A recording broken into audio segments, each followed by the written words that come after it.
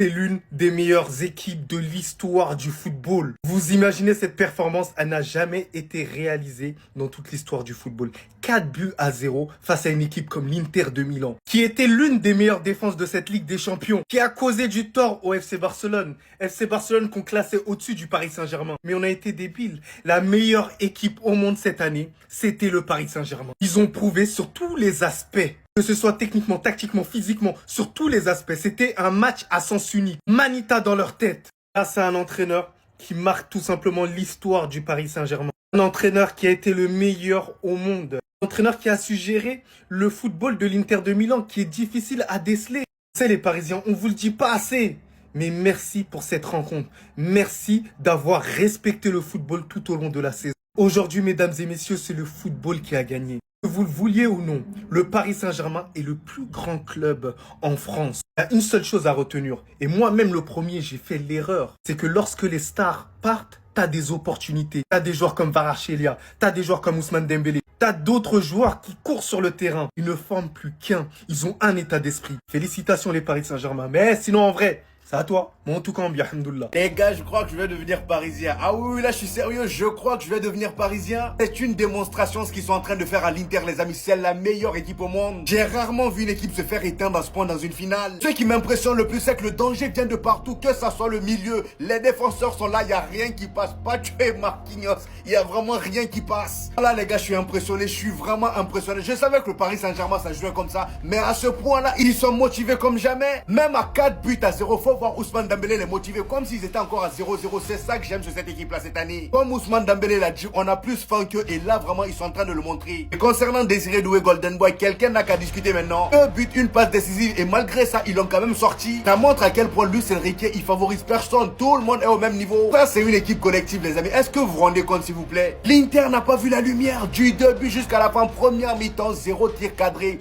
0 tir cadré. L'Inter qui a éliminé le FC Barcelone en marquant 7 buts. Vous vous rendez compte tellement le Paris Saint-Germain les a bouclés de partout. Il n'y a pas un poste endormi à Paris. Non, non, non. Que ça soit le gardien Donnarumma, Marquinhos Pacho, les latéraux, les milieux, Neves qui récupère tout. Ousmane Dembélé qui lâche des caviars par-ci par-là. 2 passes décisives le frérot. Ah frérot, t'as voulu jouer, c'est le jeu. Même si c'est hors contexte. Mais quand même, on savait très bien qu'ils allaient la ressortir cette phrase-là. Fallait pas que tu la sortes, Kylian Mbappé, à ce moment-là. Si je liais mon avenir à la Ligue des Champions, je serais parti très loin. Résultat, quand le Paris Saint-Germain a remporté la Ligue des Champions au moment de ton départ, bah, ça fait mal au final. Donc tous les Parisiens qui le charrient, qui se moquent de lui, bien sûr sans insulte, je suis en accord avec eux. Ils ont totalement raison parce qu'ils se sont sentis insultés. Il a malheureusement manqué de respect au Paris Saint-Germain. J'aurais pas aimé qu'il le fasse au Real Madrid. Et ça, je peux le comprendre. C'est vrai qu'à un moment donné, il devait se barrer de ce club-là. C'est une réalité. Parce qu'il était au-dessus de ce club-là. Et il y a eu une période où il pouvait rester au Paris Saint-Germain parce qu'il y avait un bon projet. Lorsque Luis Enrique, il était là. Alors la bonne action qu'il a bien fait, Kylian Mbappé, sans rancœur, sans autre chose, et on peut pas lui reprocher ça, c'est de mettre une story quand même Instagram, où il a dit le grand jour est arrivé, la victoire avec la manière de tout un club. Félicitations. PSG. C'était la moindre des choses. En tout cas, sans rancune, tant qu'il n'y a pas d'insulte, vous pouvez le charrier, Kylian Mbappé, quand c'est bon enfant. Mais sinon, en vrai, c'est à toi. Moi, en tout cas, bien, alhamdoulilah.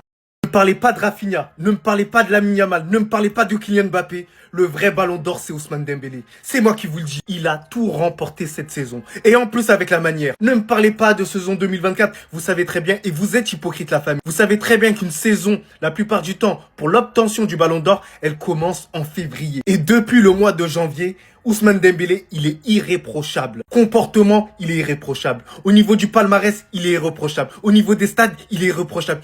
Qui va lui empêcher d'avoir ce ballon d'or? S'il n'a pas le ballon d'or, c'est l'un des plus gros vols que j'ai jamais vu de toute ma vie. Ce type-là, la finale qu'il nous a réalisée, elle est tout simplement stratosphérique. Aussi bien offensivement, parce qu'il a apporté pas mal de choses, pas mal de brèches, mais surtout aussi défensivement, dans le repli. Lorsqu'Hakimi montait, il venait couvrir aussitôt. Il avait la dalle. Dans ce match-là, il avait une bonne mentalité. La mentalité d'un leader. Je l'ai énormément critiqué, à juste titre à l'époque. Mais là, il a tout simplement prouvé qu'il avait le niveau d'obtenir ce ballon d'or. Et qui l'eût cru avant Kylian Mbappé, imaginez-vous. Donc en tout cas, félicitations Ousmane Dembélé. Je retire mon chapeau et excuse-moi de t'avoir critiqué. Parce que là, t'es tout simplement lunaire.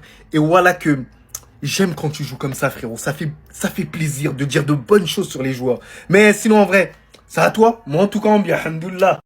Doué Golden Boy, je m'avoue vaincu, je me tais, y a rien à dire, c'est fini, c'est pour lui. Si Doué n'a pas le Golden Boy, les gars, c'est un scandale. Mais maintenant, Dembélé Ballon d'Or, j'en suis toujours pas sûr à 100%. J'attends de voir la suite. J'attends de voir la suite parce que c'est sûr que là, il est bien parti. Ce serait limite triste s'il n'est pas le Ballon d'Or, en ayant tout gagné cette saison. La Ligue 1, la Coupe de France et la Ligue des Champions. Et statistiquement, en te faisant une saison de malade. Mais malgré tout ça, les gars, est-ce que vous pensez qu'il a assez marqué les esprits? Moi, ça, je ne sais pas. Après, c'est clair qu'il est clairement favori et que c'est tout à fait mérité et qu'il le mérite. C'est pas ce que je raconte. Mais pour l'instant, les gars, j'ai cette conviction que Lamine Yamal a plus marqué les esprits. Que Lamine Yamal a le titre de meilleur joueur du monde. Que Lamine Yamal est bien plus hypé et par tout le monde, par les coachs, par les joueurs, par les légendes, par tout le monde parle de lui. Rien qu'aujourd'hui, c'est Désiré Doué qui va prendre toute la lumière. En même temps, il a fait une finale de port et c'est tout à fait normal. En tout cas, maintenant, j'ai hâte de voir comment la Ligue des Nations et la Coupe du Monde des clubs va se passer. Mais pour l'instant, personnellement, je reste persuadé que Lamine Yamal a toujours une chance de gagner le Ballon d'Or. Et que ça va faire énormément parler. Après, peut-être que je suis juste le fou du bus, on sait pas. On verra ça en septembre. Sinon, vous les gars, vous en pensez quoi? Ramenez sur Snap Instant, s'ennuie. Vous pensez réellement que cette association de nullards allait être impunie? Vous pensez réellement que cette association de nullards allait être impunie, les gars, sérieusement? J'ai vu des interistes s'allier avec les madrilènes. Elle est où la conclusion? C'est quoi le point commun entre ces deux clubs, les gars? Est-ce que vous pouvez me dire? C'est que Madrid a fait une saison blanche et que beaucoup de supporters du Real se sont rangés derrière l'Inter contre nous. Beaucoup d'interistes les ont acceptés et nous ont nargués lorsqu'ils nous ont sortis. C'est quoi la conclusion? Bah vous faites saison blanche aussi, c'est bien fait pour vous. En vous faisant humilier en finale de Ligue des Champions 5-0.